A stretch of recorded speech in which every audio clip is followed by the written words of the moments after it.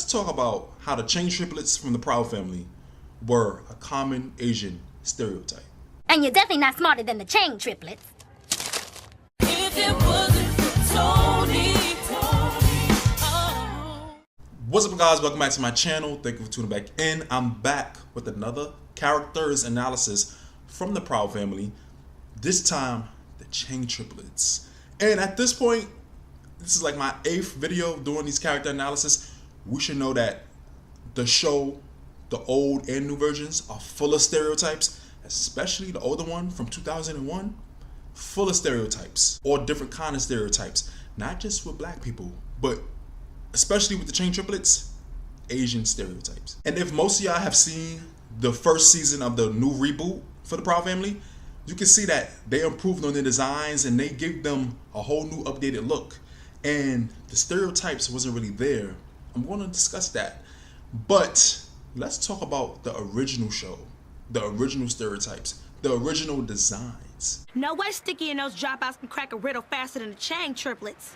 This was definitely an inside job. And I've seen a lot of criticism on this where a lot of people say they were overly yellow, they had the real squinty eyes, buck teeth, and their mannerisms, a real stereotypical way of how Asian people were represented in the media. And this is animation. They could animate it any kind of way they wanted to, right? But they chose that basic design, that common design, that stereotypical design. And another thing with the Chang triplets is, I don't know if many people caught this or was it just me, but sometimes I didn't even realize that it was 2 girls and a guy. The way they designed them made it look like they was the same person with just 3 different outfits. And they're supposed to be triplets, but I feel like that was another, undercover joke of how all Asians look the same. Because that's another thing you'll hear all the time where it's like, whether it is Chinese, Japanese, or Korean, I hear this all the time when people be like, they all look the same. I can't tell the difference. I told you there was a flaw. A flaw? What kind of a flaw? Now, of course, we know the most common Asian stereotype, the whole thing with the Chang triplets in the show, was that they're so smart. Like, they're the smartest ones. They're just expected to be the smartest ones, to get the best grades, to have those parents that pressure them into getting A+. An A-, that's too low. A B, that's like failing. You even saw this when they did the family swap, the cultural swap. Dejanay swapped with the Chang triplets. Dejanay Jones will be switching with the Chang triplets. Now wait a minute now. And Dejanay was with their father. And look at the scene right here. Listen to the music in the background. Every time the Chang triplets pop up, or you see the father popped up, why they had this type of stereotypical Asian music playing in the background. Instead of hip-hopping around the room, you need to hip-hop on these books. You're tripping. I gotta be a man. In this house, B means better work harder to get an A.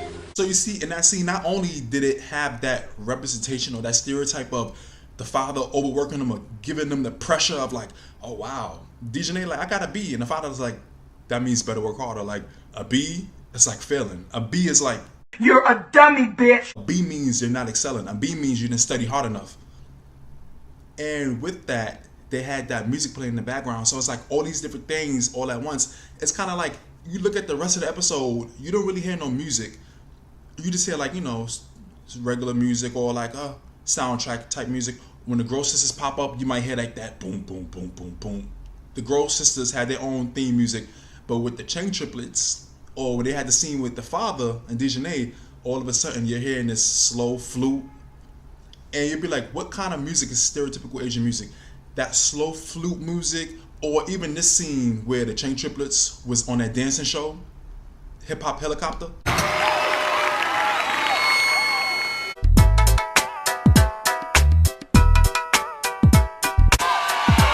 Did y'all hear that? If you have to rewind it, rewind it. Don't it sound like some type of music you would hear like in a karate movie, but they mixed it with like a hip hop beat? And did y'all see? Right before they started dancing, they did like a bow.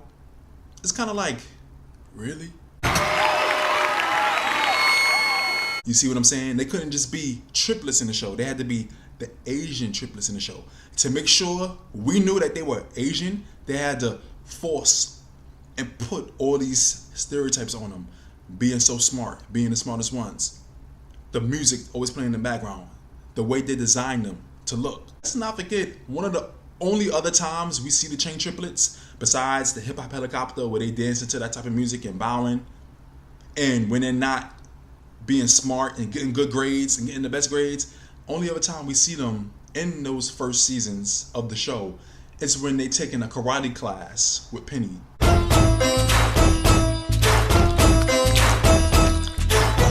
Smile. Okay, kids, there's no pressure. Down like that, okay? Go figure, right? The Chang triplets, the Asian triplets, taking karate classes with Penny. And just so happened that the karate instructor was their uncle, or they were related to him in some type of way. And I know this was the older show. I'm going to talk about what they did with them in the reboot in a few. But it just makes you wonder, it's like, wow, back then, mind you, these are black writers, black producers. They knew what they were doing. When they go through the process of doing these shows, they intentionally make characters look a certain way, make characters say certain things, intentionally put certain music when certain characters pop up, because they want to present certain messages. They want to present certain images and ideals of them.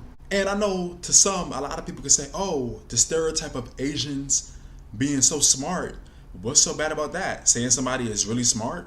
But it's not only that, it's just unrealistic expectations to think that a whole demographic of people are gonna live up to a certain standard. Like, for example, if an Asian guy or girl in school don't get an A, they don't pass a test, then it's kind of like, oh, you failed? You got a B? You're Asian. You're supposed to pass. You're supposed to be the best one. You're supposed to be the head of the class. You're supposed to be valedictorian. You let this one get a better grade than you? How dare you? It's kind of like you're a failure. And in so many ways, these stereotypes don't come from nowhere. And you'll see a lot of people saying, oh, well, I'm Asian and my parents were like this. I'm Asian and my parents were like that. But it doesn't mean that was like a general representation. Every Asian character in the show doesn't have to have that be a part of their storyline. Honestly, at this point, I'm surprised they didn't have a scene where they showed the Chang triplets eating with chopsticks. Or did they? And let me tell y'all, I have a personal story time of how I realized that sometimes these stereotypes you see within the media growing up, they can affect how you look at certain people. You know? Like the Asian stereotypes of them being so smart. You'll think every Asian, not to say every Asian person, but you'll have this idea that, you know, most Asian people you see, especially within a school setting, they should know the answers. They should be the smartest ones. They should be the ones that figure out this and that, right? And I want to tell you about a time I had an epiphany moment. Now, I can proudly say, growing up, I was always one of the best performing kids in my classes. I always got the top grades, you know, middle school, high school, college, almost close to perfect 4.0 GPAs. And, you know, that's something I can say I'm proud of, right?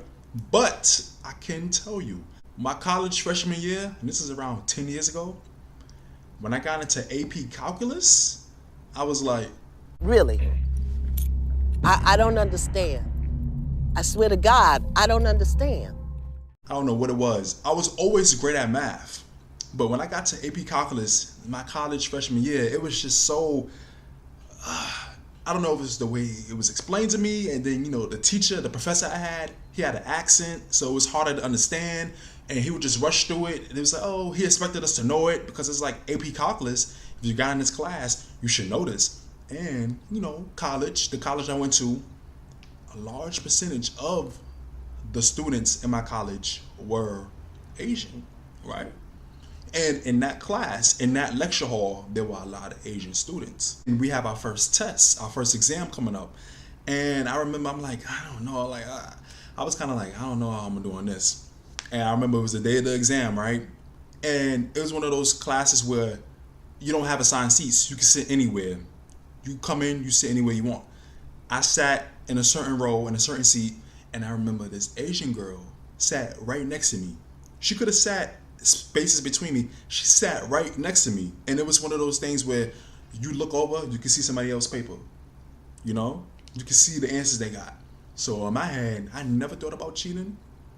ever before. But I was like, I might have to take a sneak peek at her test to see like what answers is she getting, like, because it was one of those tests where, because it's math, you have to show your work. If you just put an answer, he's gonna be like, how did you get it? Like, show your work. How did you get to this answer? So in my head, I'm like, all right, okay, she should know this. Let me take a sneak peek at her test. Don't you know, like 5 minutes into the exam, she was looking through it, and I'm like, damn, why she not answering no questions? She leaned over to me and was like, what's the answer for number 1? What's the answer for number 3? I was like, oh my God. And I whispered back, I was like, I was about to ask you. So that's when I had an epiphany, and I was like, damn. In my head, I'm thinking, like, because she was Asian, she was going to be great at this. And mind you, this was 10 years ago. This is just not to say that I thought every Asian person was like this, but I just had this idea, and I'm like, wow. I fell into that stereotypical way of thinking, like, most of the time, you know, the Asian students be the highest performing ones in the class. I just assumed she would know the answers. She was going to be able to help me. She ended up asking me for help. So it was just kind of an epiphany moment, like I said, where I was like, wow, the stereotypes really do get to you. The stereotypes really do make you think of a certain demographic in a certain way.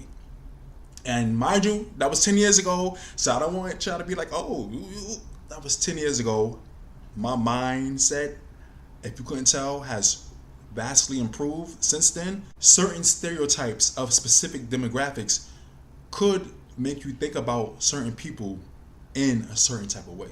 And I had another epiphany moment because within the media, you'll see that they have most Asian characters, or most Asian people that you see are like mild-mannered. They don't really talk back. They're not feisty or combative or argumentative or disruptive, or they just don't speak a certain way. Another story I got for y'all, it was one time I was in college in the cafeteria. You know, that's open grounds for anybody. You can sit with anybody you want, even if you don't know them. I was sitting at the table studying for a test or whatever I was doing. This group of Asian guys came and sat next to me, and it was like a little round table. I'm doing my work, whatever. All of a sudden, they start talking back and forth. You know, obviously they were friends, and every other word out their mouth was nigga, nigga, nigga. Oh, nigga, please. Oh, nigga, shut up. Oh, nigga. And I'm like, Hold up, wait. Oh my God, hold up. all these Asian guys are saying nigga, nigga, nigga, nigga, nigga. And I'm like, wow. Now, of course, you can think about like cultural influences or what made them speak that way. Like, I know they didn't grow up hearing that, maybe.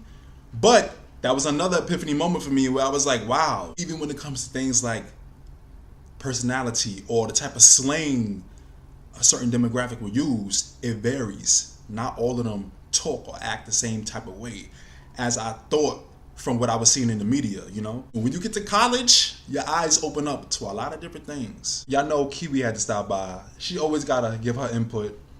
But like I was saying, it's just certain ideals that you grow up thinking about certain demographics, and when you experience the real world, you experience them in different settings, you're like, wow, it's not always what it's cracked up to be. In regards to the reboot, if you saw the first season, in one episode, you can see they showed them, and they look vastly different. They look so different. They have their own individual look, their own individual personalities, their own individual style. One thing everybody noticed, it even went viral, the Asian stereotypes that were present in the original were not present in the reboot. Each of them had their own individual style and personality, and they were separated. You know, they always had them together because they were triplets, but it's a way of like, you know, we're triplets, we're related, we're siblings, but we each can do our own thing. And there was no Asian sounding stereotypical music playing in the background. They wasn't doing karate and bowing and eating with chopsticks. They was just doing their own thing. And they each had their own interests. And while that was praised, a lot of people were like, okay, y'all could change the Asian stereotypes and make the chain triplets differently and just make them normal kids instead of living up to a stereotype. But y'all couldn't change Dejanay. Well, you need calculus just to figure out how many brothers and sisters you have. Yeah, all we do at your house is babysit. Why Dejanay still ratchet and ghetto? And that's another thing where I'm like, that's a good question. Like, I'm pretty sure they saw the backlash with the Chang triplets. They knew to change that, update them. But with Dejanay, it's like the way they updated her was making her more ratchet, just in a modern sense. So those were some good observations I've seen people say, like, why change one stereotype but make another stereotype even more over exaggerated? What y'all think about that? And with the Chang triplets, because they were like third tier characters, I don't think that there's gonna be like a backstory episode with them. Like I said, I want it with like Zoe or like, you know, Maya or Michael. But I'm interested to see what else they show with them, because they did add an interesting element to whatever episode it was. And with that, I want to know, what did y'all guys think of the Chang triplets in the original? And if you saw the reboot, what do you think of their new designs? And why do you think a lot of these shows, and you know, this show was written by black men, why do you think those stereotypes are so perpetuated? Hey, we're cool, kids. Yeah, at the library. Why do you think these kind of stereotypes with Asian characters are so forced upon the viewer, to where you can't just see them as a regular person? You have to know that they're Asian, whether it's the music, whether it's them being too smart, or the parents overworking them or making them study till they get straight A's. They make it obvious that this is a Asian character. Let me know your thoughts down below. This should be a really interesting discussion. I can't wait to read your comments, interact with y'all, and see what y'all think about this, because this is something I always thought about, especially with Garden and the Proud Family, because like I said, that was a diverse show. But another thing diverse about that show was the diversity and the stereotypes they perpetuated. Please don't forget to comment, like, subscribe, hit the notification bell. Thank you for watching and listening. I'll see y'all in the next video.